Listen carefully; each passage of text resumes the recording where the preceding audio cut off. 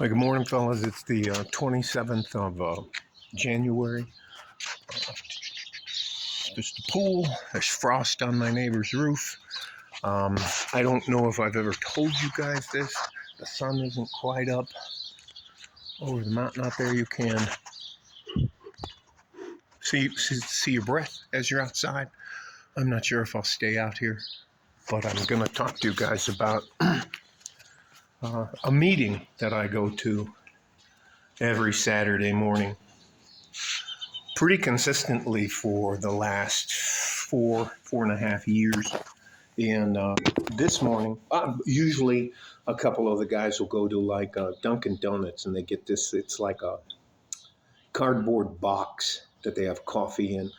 And usually there's maybe 6 to, I don't know, 9 to 10, most maybe 11, 12 guys there. And this morning there were over 30 men there. Usually we talk about things, we just talk about stuff. It's not an organized group other than the fact that I'd say at least 60% of them are active duty law enforcement officers from federal agencies, mostly state agencies and local agencies. And the rest of them are usually trades guys or military guys or guys that are working their own business and stuff like this shit. I'm going inside. Anyways, I'll take you guys with me. Anyway, this morning, there were a lot of us who've been going to this meeting for a very long time who were pretty shocked at the amount of people who showed up there. And in fact, this is the very first time we ran out of coffee. And no, we don't get donuts. Anyways, let me sit down here and tell you guys what I think is going on. And I'll just tell you what they told me. Many of these guys are good, average, hardworking SOBs. And they're concerned. They're very concerned about what's going on down here, about the border issue. Now, I'm going to throw the stat out there because I think it matters. And it is a caveat to why our federal government overemphasized the death of a woman and her child at the border. Each year in the United States, about 3.4 million people die for whatever reasons, drug overdose, car accidents, just old age, blah, blah, blah, blah, blah, disease, blah, blah, blah, blah, blah. Every year for the past 3 years, 1.2 million people have illegally crossed the border in my city of El Paso each year. That's 3,600,000 plus in the last 3 years. And you have cities like Chicago and New York and LA and other places that are sanctuary cities complaining about 100,000. The most verbose, the guys who wanted to speak the most were young family men, young men. And a young man to me could be 40 years from like 20 to 40.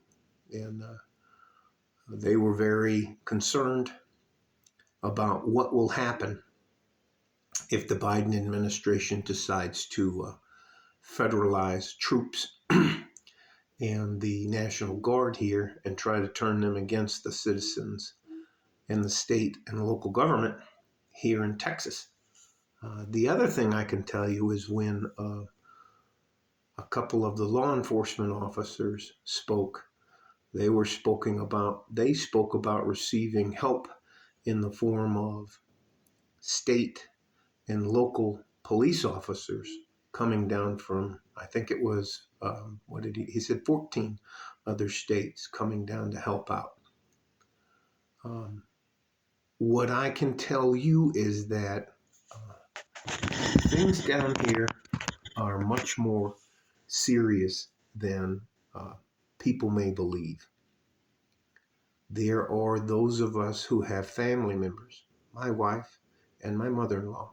Now, my sister-in-law sponsored my mother-in-law, and I sponsored my wife to become a U.S. citizen.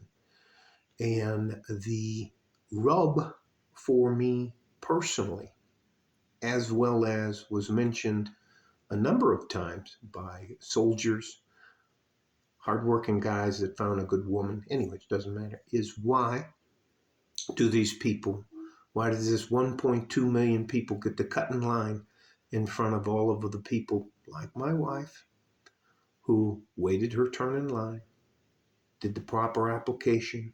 She has an advanced degree, speaks English and Spanish.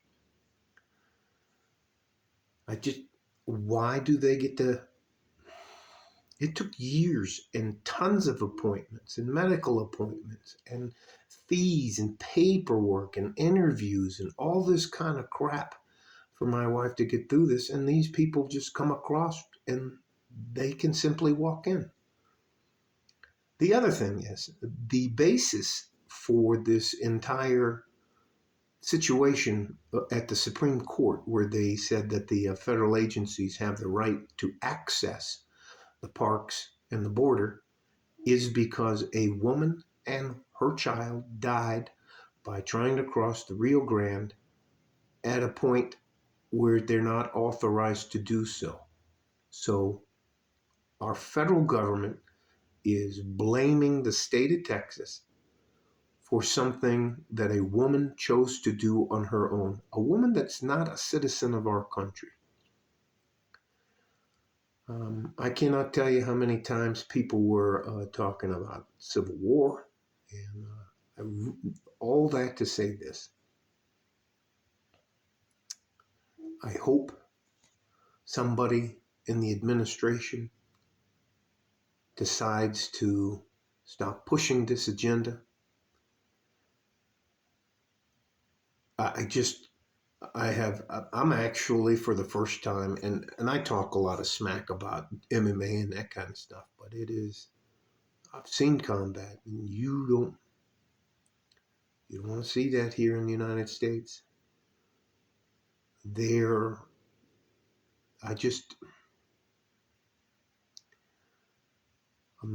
hope calmer heads prevail, because it seems that this is going to be the point of no return. Now, I'm not trying to overemphasize this, but if you don't live down here on the border, look at the last couple of times my wife took her mom to go buy perfumes and that kind of stuff. They got accosted by people. So today, when my mother-in-law goes down there, I'm going to go down there with them. And I have a license to carry. I don't mess with anybody, but you better not mess with the people I love. And I love my mother-in-law and my wife. So I hope this doesn't turn out the way I think it might turn out. So just a word of warning. I don't know, man. I'm actually concerned. I'm not worried. I'm concerned. That's a better word, I should say. There has to be a way we can work this out and move forward together. But there's a lot of guys that said this morning, a lot of younger men with families, that it felt like our government was like poking them in the chest. You'll do what we tell you or else. And a lot of them guys are like, well, we're ready for or else. And I was like, to me, I was like, holy shit. So anyways, you guys stay safe and healthy. Take care of each other if you can. And if you can't, you take care of yourselves. I'm going to throw some extra prayers in for all of us to hopefully some calmer, rational heads figure this out. All right? Like a fort in a G-string from West Texas, El Paso. I'm out of here. Bye-bye.